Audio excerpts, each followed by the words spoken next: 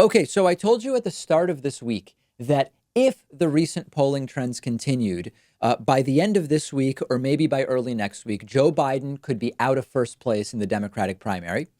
Bernie Sanders could be all the way down to fourth place. That was if the recent trends continued, and they have not. Okay, the trends have reversed. Both Joe Biden and Bernie Sanders have recovered a little bit of that support that they've recently lost in the last 10 to 14 days or so. Both Kamala Harris and Elizabeth Warren, who have been the big gainers since the over the last 10 days or since the Democratic debate, have leveled off. So as of now, Joe Biden is still in first place, although certainly by a smaller margin than he has been. Bernie Sanders is back into second place, but just barely, while Kamala Harris and Elizabeth Warren are sort of steady in third and fourth places, respectively. Now, what I want to deal with today is I want to think about if and when should the candidates polling under 1% abandon the race? If and when should the candidates polling under 2% get out of this race? There are lots of them, okay? According to the Real Clear Politics average of recent polls, there are currently 9 candidates polling under 1%. Those are Delaney, Tim Ryan, Marianne Williamson, Kirsten Gillibrand, Bennett and Hickenlooper, Bill de Blasio, Jay Inslee, and Bullock. 9 candidates currently polling under 1%. Now, you'll notice that Eric Swalwell is not on the list. He was at the debate a week or two ago, but he ended his presidential run earlier this week, recognizing he's getting absolutely no traction whatsoever, something some of the others, it's unclear whether they recognize or not, or at least it's unclear whether they care. So that's the 9 under 1%. In addition, there are 4 more candidates polling between 1 and 2%. Those are Amy Klobuchar, Andrew Yang, Julian Castro, and Tulsi Gabbard. And then just barely eking out 2% are Cory Booker at 2.1 and Beto O'Rourke with 2.6. Now, a few thoughts about this before we move on and really dig into what is it that these candidates should be doing. It's kind of a tragedy that Beto is ahead of Julian Castro. Beto imploded in the presidential debate, in the Democratic primary debate a couple of weeks ago. Julian Castro was actually quite strong, but Beto is still slightly ahead. That's unfortunate. Number 2, similarly, Amy Klobuchar was a train wreck in that first debate, while Kirsten Gillibrand actually did pretty well. I don't agree with her on all policy, but just in evaluating debate performance, Gillibrand did significantly better than Klobuchar. Klobuchar somehow ahead of Gillibrand. But again, this is all, like, they're all polling so little. They're kind of all within the margin of error in a sense.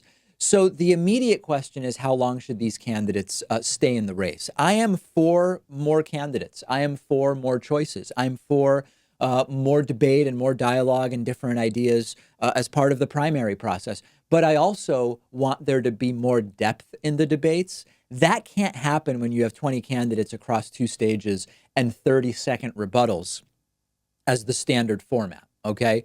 So I do believe that we would in many ways benefit from starting to trim the field down.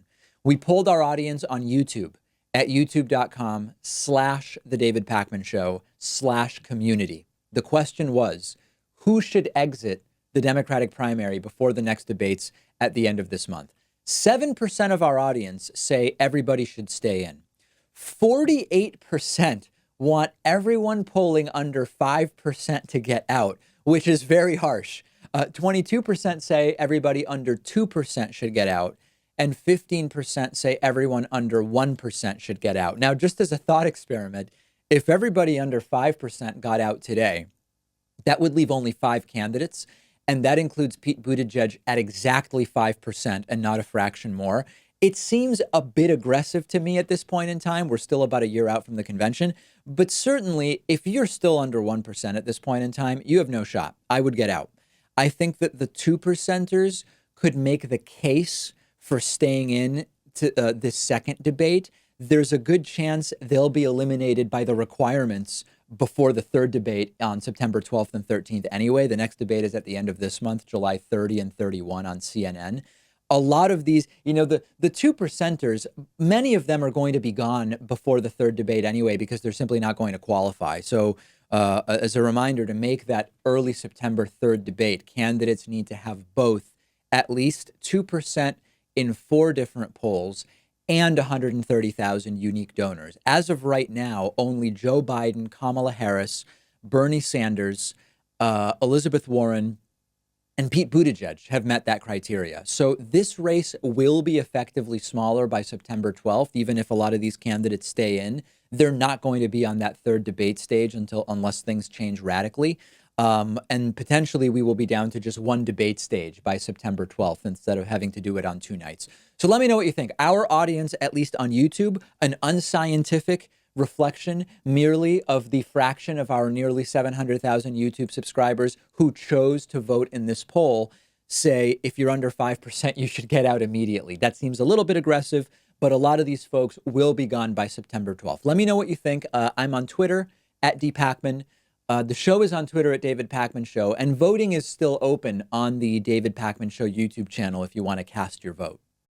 One of today's sponsors is Impeach the Card Slap Game. You can't slap Donald Trump in real life, but you can slap him in this hilarious, fast-paced 2-player card game, and you can get it for 10% off when you go to davidpakman.com/impeach.